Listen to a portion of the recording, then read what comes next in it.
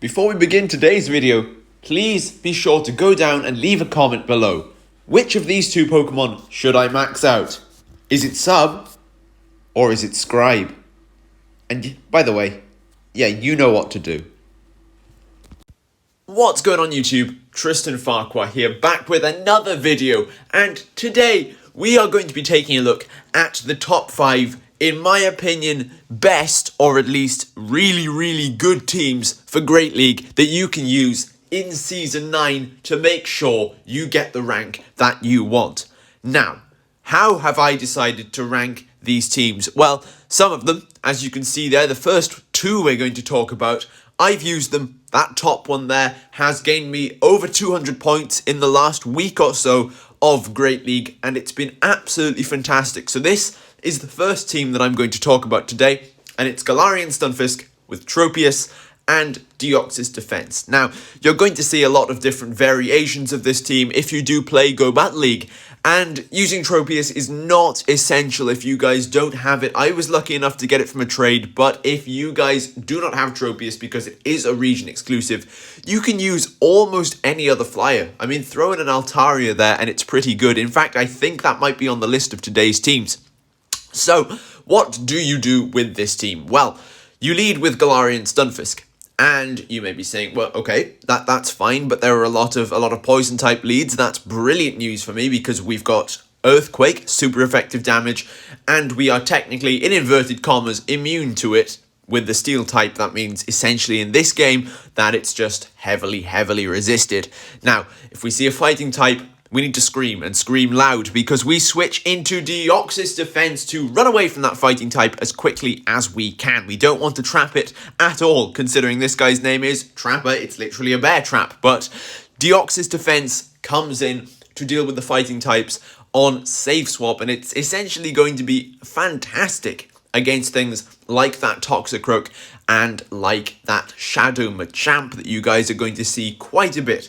And I know what you're saying, if we get hit by an Earth Power and a Nidoqueen on, say for example, the Galarian Stunfisk, what do we need to do there is switch immediately out of there, if it's feasible, into Deoxys Defense and use the Psycho boosts if that does go horribly wrong. I mean, if you can still win with an Earthquake, by all means go ahead, but at least you've got, if you want to leave that Stunfisk go even, you've got the Psycho boost in the back for if things go absolutely pear-shaped.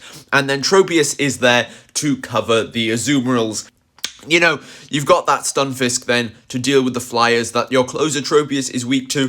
Deoxys' moves, I know that's going to be the most heavily talked about point on this team, and that is the fact that you're going to be running Psycho Boost for the fighters and Thunderbolt instead of Rock Slide for the Azumarill.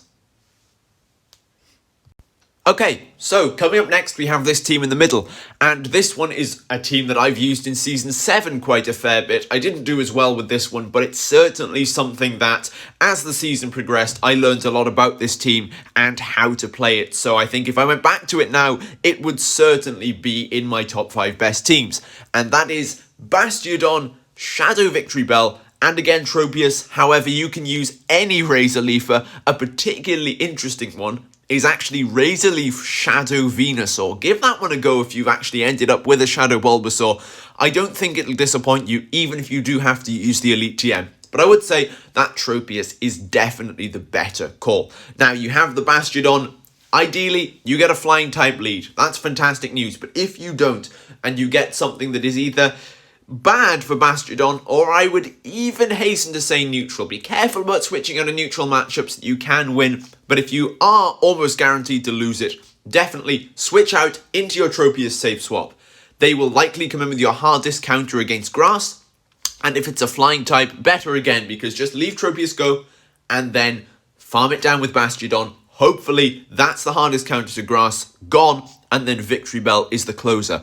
There's not really much to say about this. It's pretty mind-numbing. You just press the screen as hard as you can and spam those Razor Leafs. Use the Acid Spray more than often on the Victory Bell, unless you need Leaf Blade to just deliver a heavy hit to finish off the battle, for example, against an Azumarill. Now, be careful about leaving Bastiodon go, as I said earlier, about the switching on the neutral matchups. This is because if you, say for example, you take down a neutral matchup against Hypno, and the Hypno's gone, but your Bastiodon has been hit by several Shadow Balls and is now in red health. Your Bastiodon gets wiped away, and then they have a Skarmory in the back. What are you going to do against a Skarmory with two grass types? Absolutely nothing. So be careful to keep Bastiodon alive, switch it out of neutral matchups if you suspect there could be a hard counter to grass in the back. One final note on this team is Galarian Stunfisk matchups should be dealt with using your Shadow Victory Bell. It has the best opportunity to take down Galarian Stunfisk, and you will find that it's quite a big threat to this team. Alright, so you're going to recognise this team here as a very similar variant of what I had up above. The difference being a closer, Jellicent rather than Tropius. The first note I have on this team is if you're running it with the Jellicent, go ahead and throw Ice Beam on instead of Bubble Beam, and then run Hex, Ice Beam and Shadow Ball, because these are the most heavy hitting moves in case you need to close it down. The difference is, however, that with the fighting type coming in as a lead against your Stunfisk, still switch into Deoxys, you just don't have as much of a hard counter to fighting. Instead, you have a heavier resistance with Jellicent. Jellicent is still going to be well capable of taking down those fighting leads. Neutral Stunfisk leads, I would always tend to bait with the Rock Slide, or maybe I'll go for the Earthquake, just in case you ever get to battle me. You're not going to find out that in this video, but do whichever you feel comfortable with. Tell if they're going to shield, and just go for the move that suits your situation. This is a team that doesn't need an introduction.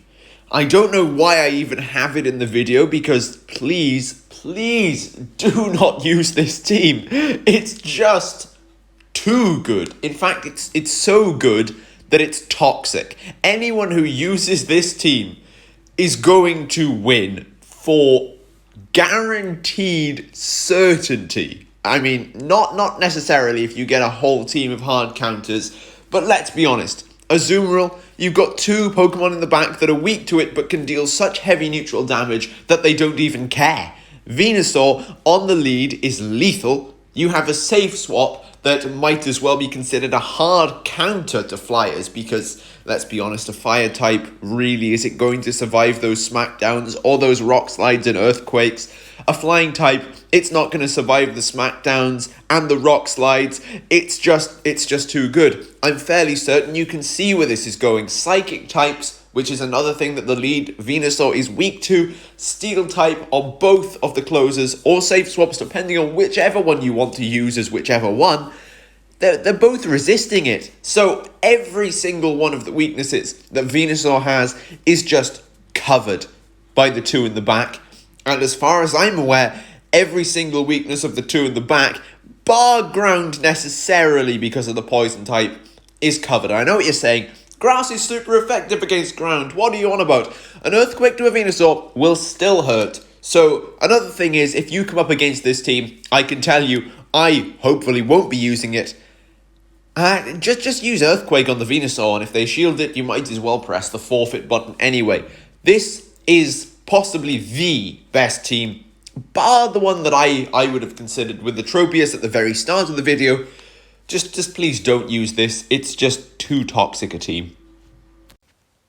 So here is the last team for this video, and we have Jellicent, Altaria and Stunfisk. This essentially is the kind of team that you would use as just a good all-round side. It's not necessarily the ABB side that you'd want. You know, if you get an electric type lead, you're going to switch into Altaria. If you get a grass type lead, you do actually have to switch into your Galarian Stunfisk, which is a little small piece frustrating, because that's not too good. You could try switching around the different leads, maybe lead with the Galarian Stunfisk, but I've decided to go with Jellicent for this team purely because you're going to want to be using Bubble Beam quite a fair bit, and that's going to help you out quite considerably when you drop their attack stats. So if this team is certainly something that you would like to give a go to, please try and use the 3 Pokemon,